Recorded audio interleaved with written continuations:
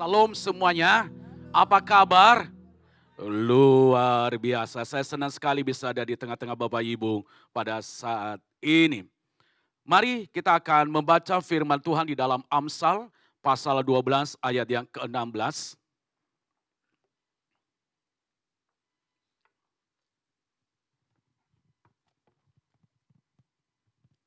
Amsal pasal 12 ayat yang ke-16, beginilah firman Tuhan. Bodohlah yang menyatakan sakit hatinya seketika itu juga, tetapi bijak yang mengabaikan cemooh.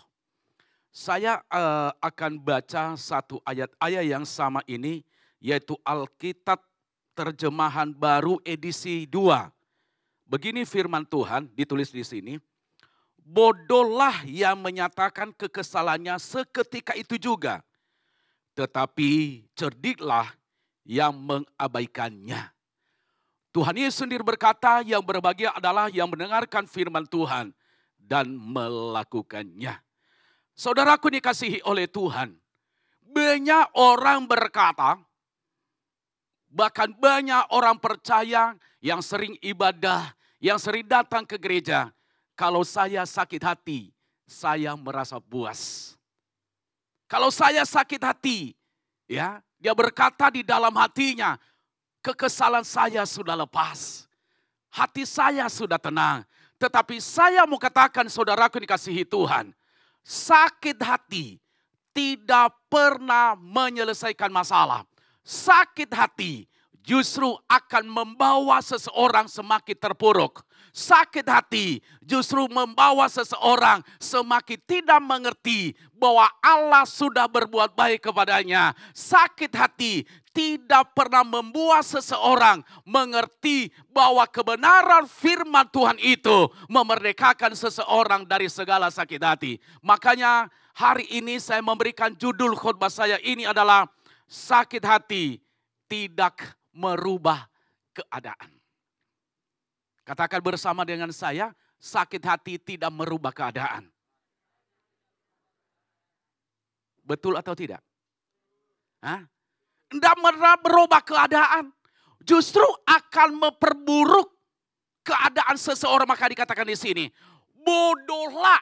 Coba dikatakan, bodohlah yang menyatakan sakit hatinya seketika itu. Bukan pujian yang disampaikan di kitab Amsal, tetapi dikatakan apa?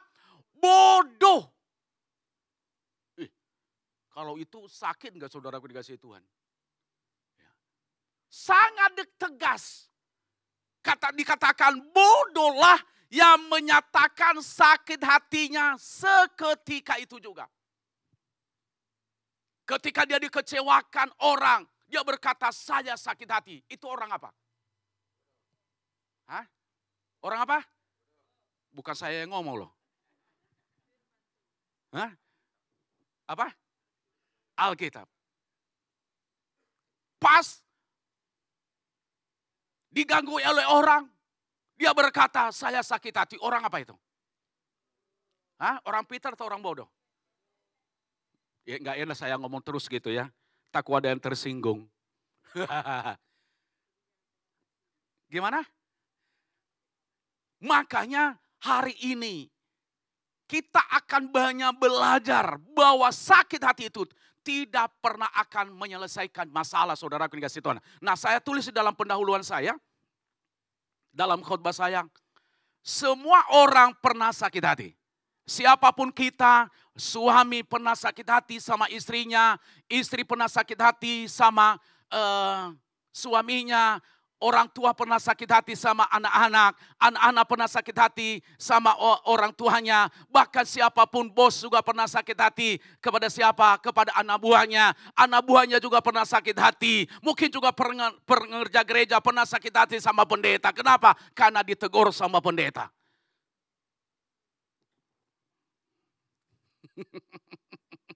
Itu pendeta.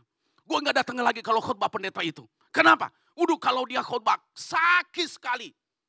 Sakitnya di sini. Sampai dia nyanyi. Sakitnya tuh di sini. Setiap datang ke gereja sakitnya. Diiris-iris. Bahkan pakai garam lagi. Pakai Jeruk nipis lagi katanya. Itu namanya apa? Hah? Loh, saya bukan yang ngomong nanti. Ya. Nah, saudaraku dikasih oleh Tuhan, makanya dikatakan tadi di sini di pendahuluannya, klik sekali lagi. Ya. Semua orang pernah sakit hati, namun tidak semua orang bisa lepas dari sakit hati itu. Tidak semua orang. Makanya banyak orang yang sakit hati.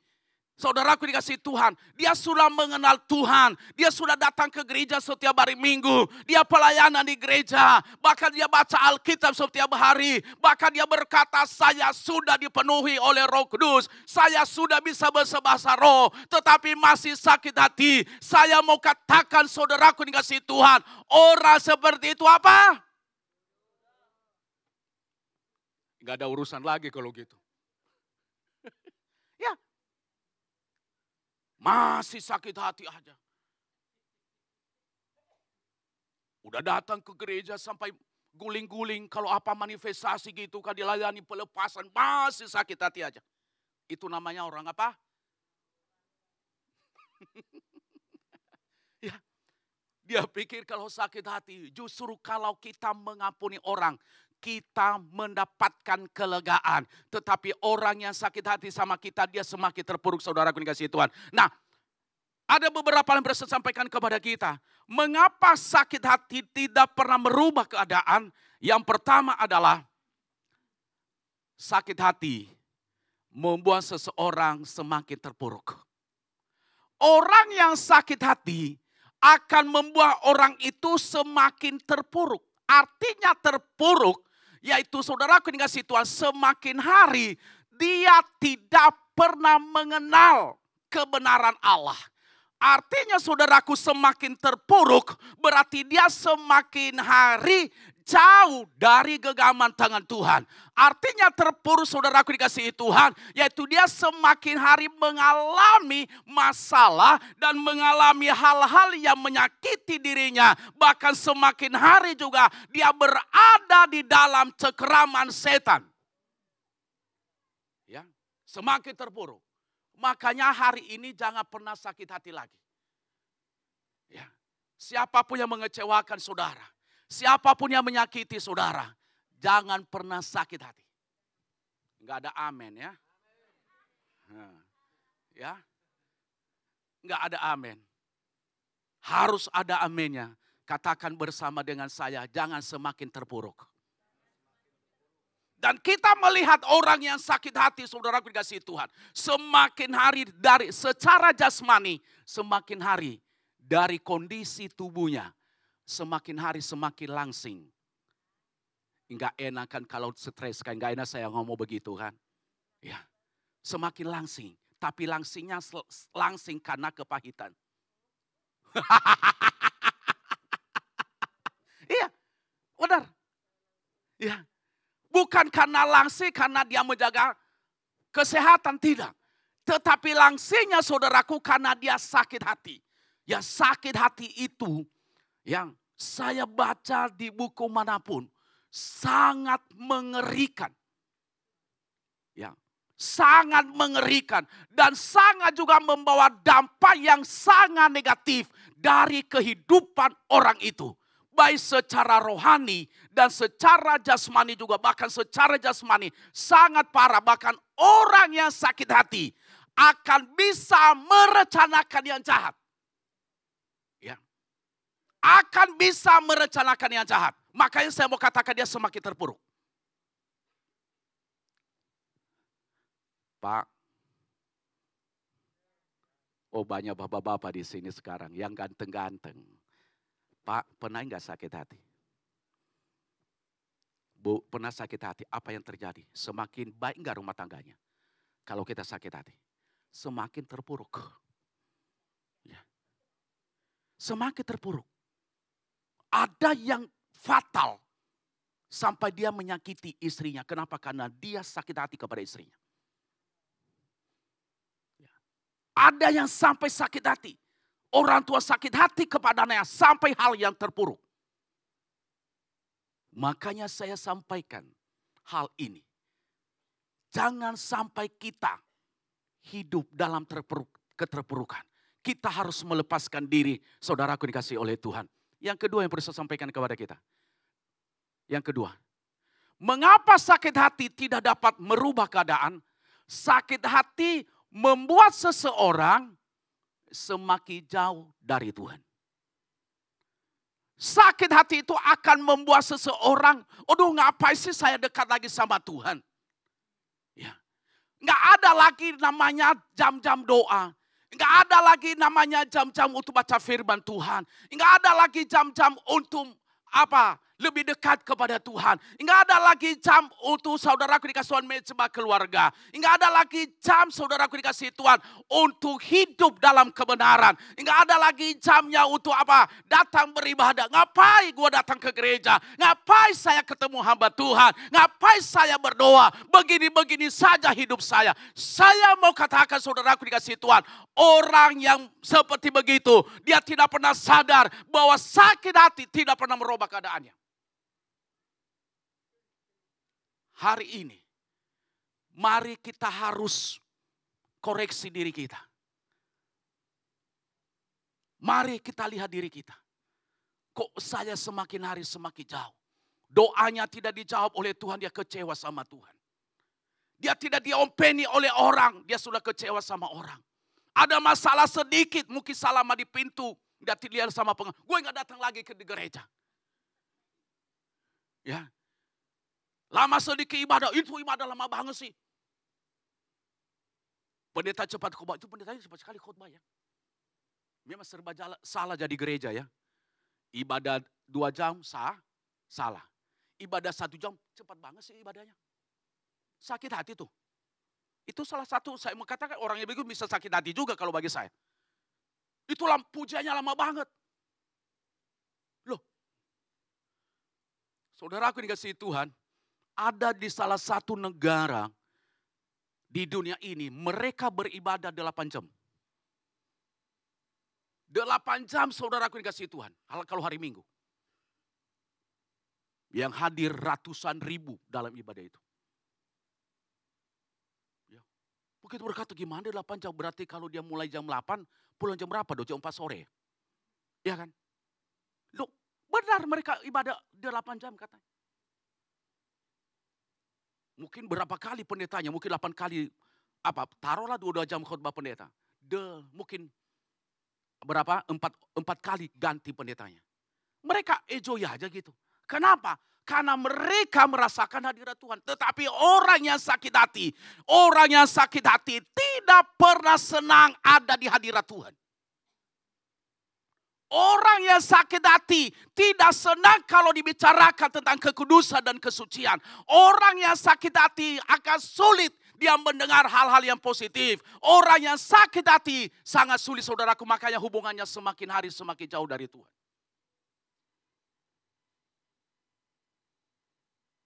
Dia enggak ada. Dia kecewa sana sini. Tetapi hari ini saya sangat percaya saudaraku dikasihi Tuhan. Kita yang hadir hari ini adalah orang-orang yang luar biasa. Yang tetap menjaga hubungan kita dengan Tuhan. Amin. Amin saudaraku dikasihi Tuhan. Saya melihat di dalam Alkitab. Orang yang sakit hati. Salah satunya adalah Saul. Ketika disuruh oleh Tuhan melalui perkataan Nabi Samuel. Berbicara kepada Saul. Dia harus menumpas seluruh orang Amalek. Tetapi seluruh yang ada di situ emas, perak, lembu sapi saudara yang dikasihi Tuhan. Harus ditumpas, tidak boleh diambil satupun. Tapi dasar manusia. Dia lihat ada lembu sapi yang tambun-tambun saudara yang dikasihi Tuhan. Oh enak ini lemaknya. Siapa tahu nanti kalau saya persembahkan kepada Tuhan didengar oleh Tuhan. Tapi kalau kita lihat di dalam kitab Samuel. Ketika Saul mempersembahkan itu. Apakah Tuhan berkenan enggak pada korbannya? Tidak. Kenapa? Kenapa saudaraku? Karena dia tidak berpegang teguh atas perintah daripada Tuhan melalui Nabi Samuel. Dia semakin terpuruk. Dia semakin jauh dari Tuhan. Ketika dia jauh dari Tuhan karena doanya tidak didengar, persembahannya tidak diterima oleh Tuhan. Dia pergilah kemana? Kemana? Jalan-jalan kemana? Hah? SMS? Hah? Apa PIM? Bukan jalan-jalan ke PIM. Tetapi dia pergi ke seorang peramal. Yaitu seorang janda di Endor. Bukan di Endorse ya. Dia pergi ke sana. Ke ahli nuzun. Dia bertanya. Yang datang ketika dia bertanya, rohlah Samuel yang datang. Setan itu bisa menyerupai. Itulah orang kalau semakin hari jauh dari Tuhan. Dan kita akan melihat daripada akhir kehidupan Saul. Saya mau katakan dia mati tidak terhormat. Seorang raja yang diagung-agungkan. Mungkin kalau dia lewat, saudaraku dikasih Tuhan, dia lewat karpet merah. 1 juta 1 meter udah dipasang permadani. Tetapi akhir hidupnya tragis. Kenapa? Karena dia semakin hari jauh kepada Tuhan. Orang yang jauh dari Tuhan. Orang yang meninggalkan Tuhan. Orang yang tidak taat sama Tuhan lagi. Saya mau katakan, akhir hidupnya tragis. Jangan diamini saudara. Tragis. Yudas, tragis gak hidup Yudas? Dia semakin hari jauh dari Tuhan. Kenapa? Yang dia pikirkan doku, cua terus dia bareng. Ya. Sekali hepeng. Hepeng setiap hari.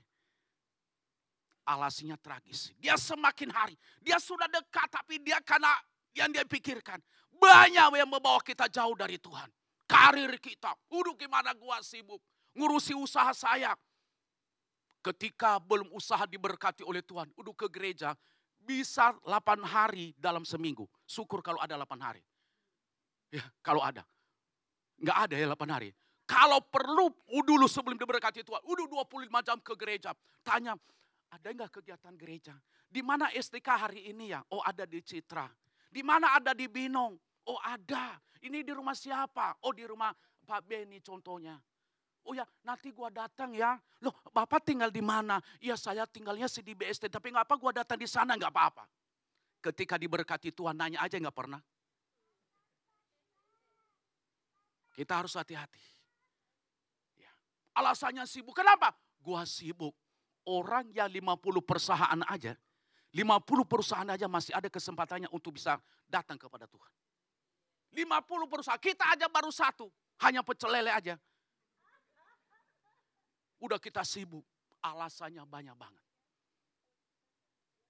Kadang-kadang mau kita berkata, udah Pak Pendeta, gimana sih hari ini saya dijamah oleh Tuhan, besok gak dijamah oleh Tuhan. Iya, kadang-kadang kita sebagai orang yang percaya kepada Tuhan, saya mau katakan orang-orang itu adalah orang yang sakit hati, yaitu semakin hari semakin jauh dari Tuhan.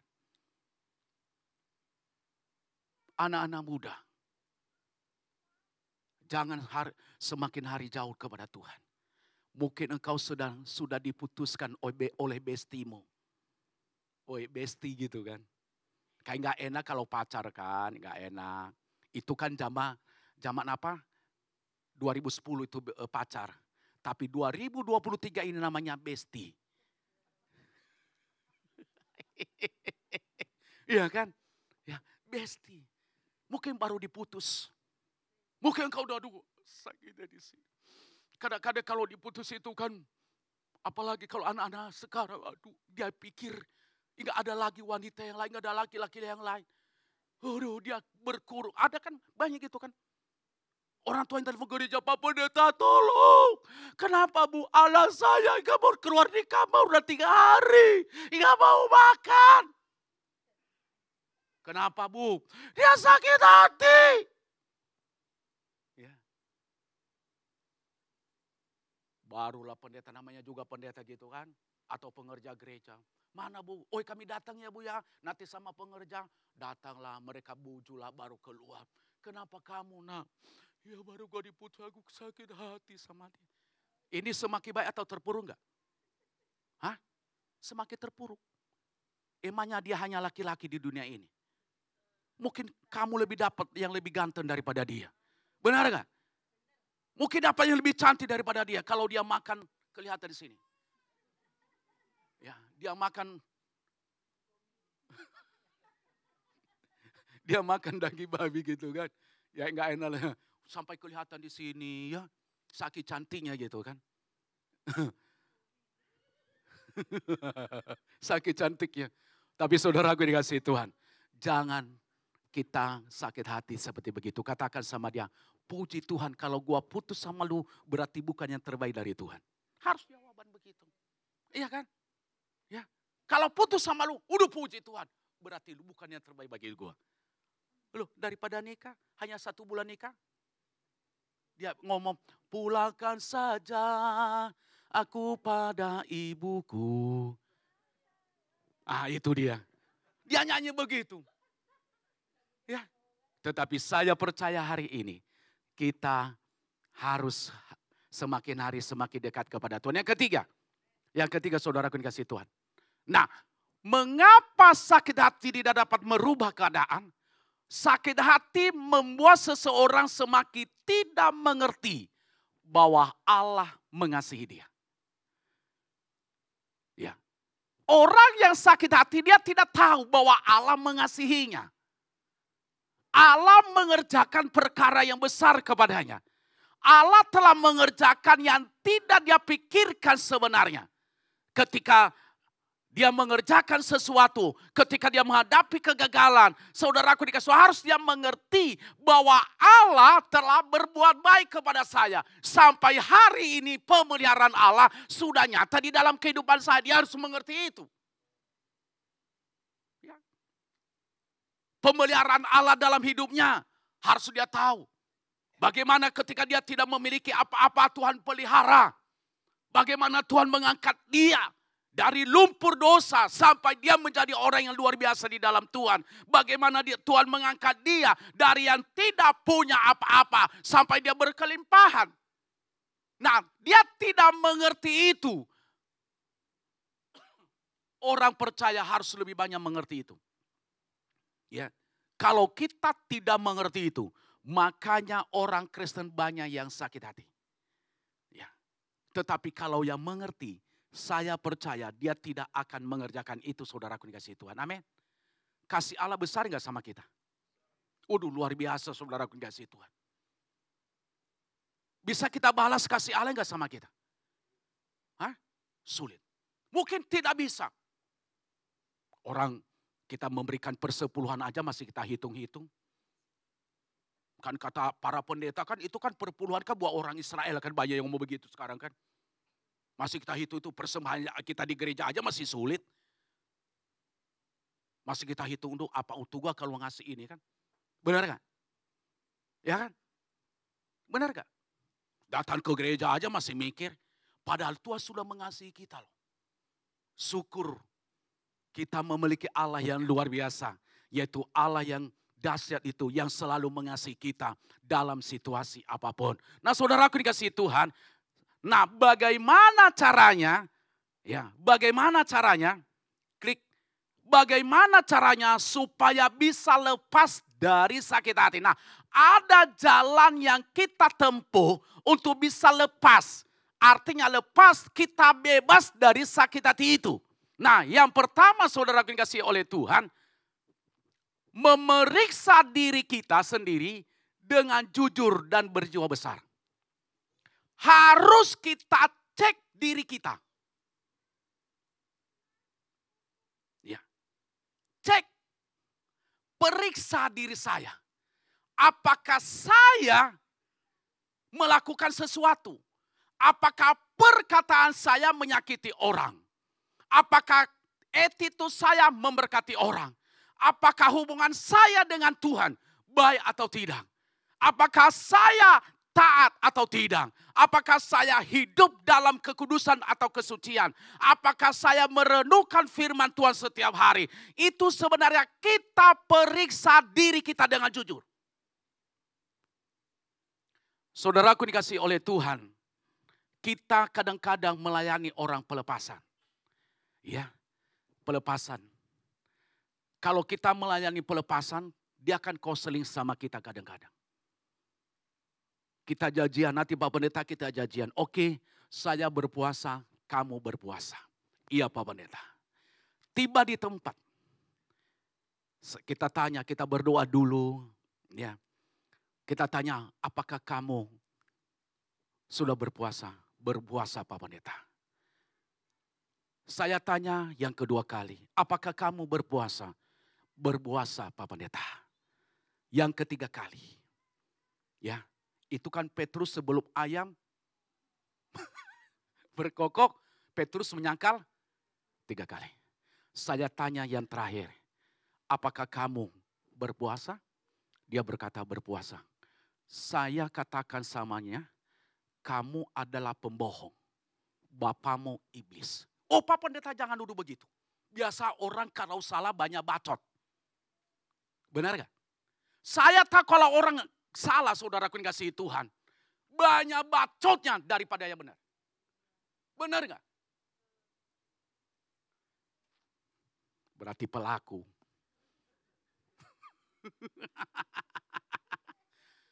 Benar kan? Cobalah. Coba kalau supir saudara, dia keliling-keliling. Tadi kamu lewat mana? Oh Pak, macet. Dulu macet. Luar biasa macetnya. Tadi di sana ada motor begini gak ngasih jalan. Dia apalagi. Bacotnya banyak. Pasti dia tadi lagi tidur itu. Bukan macet di jalan. Benar atau salah? Atau pelaku. Kenapa kamu terlambat ke gereja? Udah macet tadi di mana? Di Binong. Macet banget. Kenapa sih? Pengerja kan? Jam berapa datang pengerja? Ini, apa? 1, 3, 15 kan? Iya, itu sama aja kan? 6, 3 dan 15 kan? 1,5. Mana? Udah tadi macet. Loh orang dia baru bangun saudaraku ya kasih Tuhan jam 7 ibadah mulai jam berapa? Di sini enggak. Bye-bye semuanya.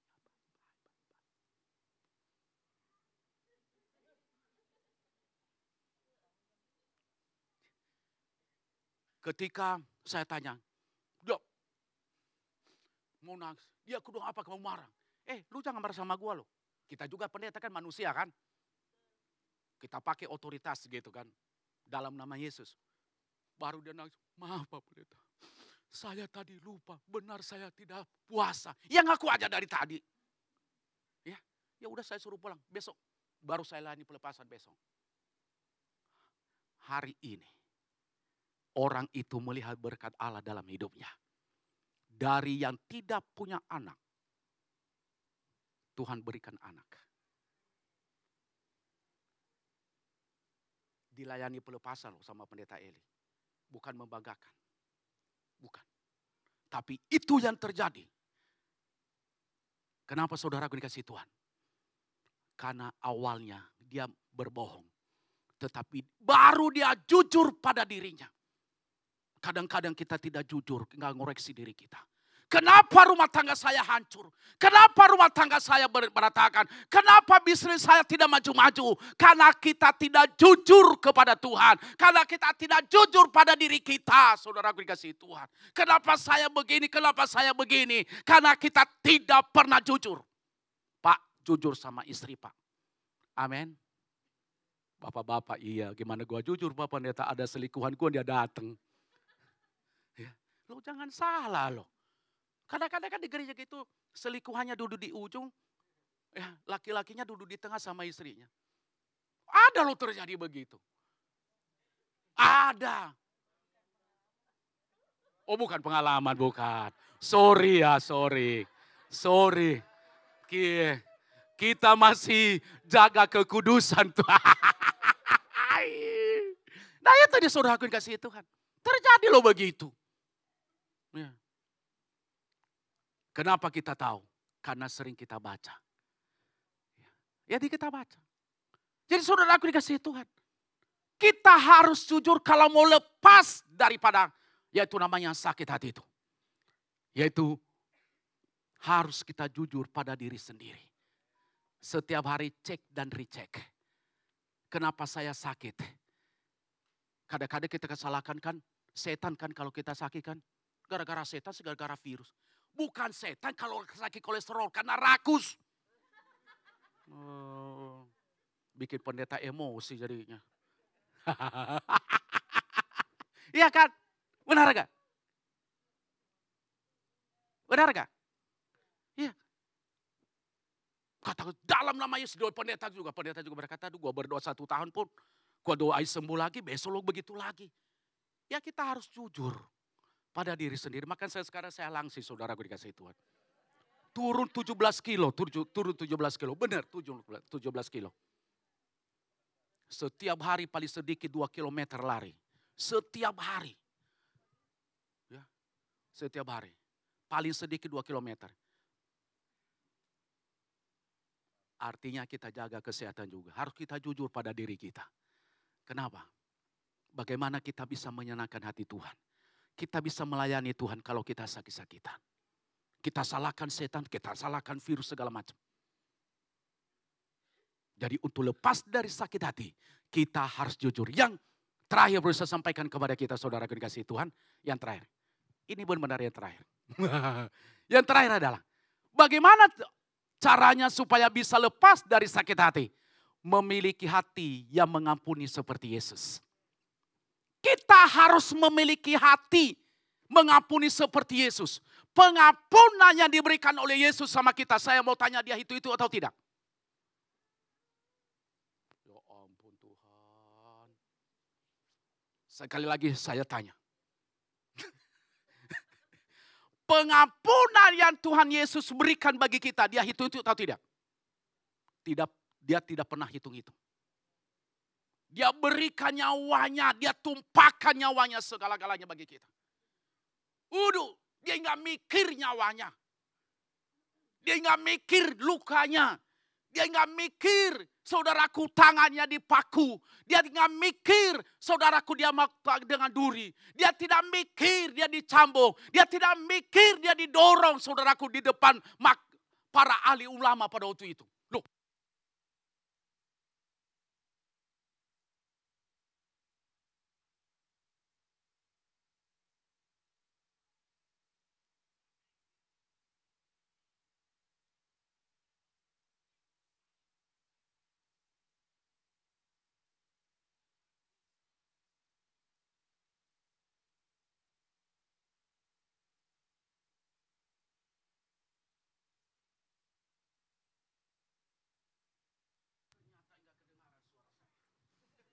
Sakit urapannya itu saudaraku dikasihi Tuhan.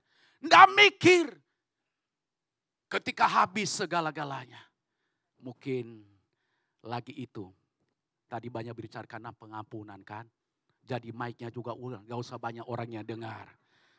Gitu kan. Sekali lagi. Nggak mikir ketika dia pikul salib. Gimana sakitnya. Jatuh. Bukan seperti salib ini, saudaraku dia pakai balok pada waktu itu. Mukanya di dalam kitab Yesaya enggak sama dengan muka saya dan saudara. Enggak sama ketika dia jatuh. Kenapa dia lakukan itu? Untuk mengampuni saya dan saudara. Nah kita juga sebagai pengikutnya, kita harus mengikuti jejaknya. Kita harus meneladani dia. Siapapun yang menyakiti kita. Siapapun yang mengecewakan kita. Siapapun yang menghina kita. Kita harus mengampuni mereka seperti Yesus. Amin saudaraku dikasihi Tuhan. Ampuni dia. Katakan sama dia. Saya sudah mengampunimu. Kenapa? Karena Tuhan Yesus sudah mengampuni saya. Coba colek istrinya Pak. Colek dia. Tapi jangan colek kalau di sampingnya bukan istrinya loh. Nanti bisa gegernya. Katakan sama dia. Ma, I love you bertubi-tubi. Saya sudah mengampunimu Ma. Karena kadang-kadang kan ibu-ibu di rumah kan seperti panglima kan kadang-kadang. Tapi ada panglima yang baik. Panglima yang baik kalau dia lihat suaminya gelojo makan kan, itu kan bagus. Ya kan bagus kan? Tapi ada panglima yang tidak baik.